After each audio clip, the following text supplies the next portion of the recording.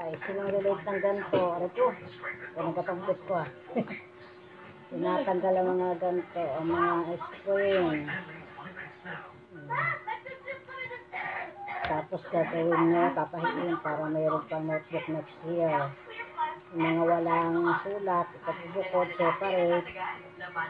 Tapos yung ano, may sulat. E di, pang-gatong-gatong sa may ano, kala na di uling, para mag-uling. Tapos tanggal-tanggalin ang alambre. Ganito na, pipiliin natin yung walang sulat. Para magagamit pa natin. Dami pang walang sulat eh. Separate natin yung walang mga sulat. Para magamit pa natin. Tatahiin natin yan. Dami pang walang sulat oh.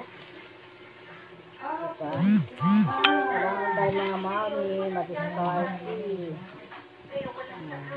Sulat, kasi sama-sama natin mamaya.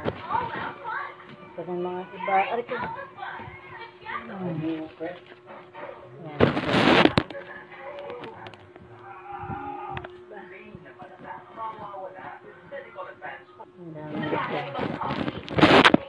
Ayan. Pagpakatungkak eh. Yung mga walang sulat.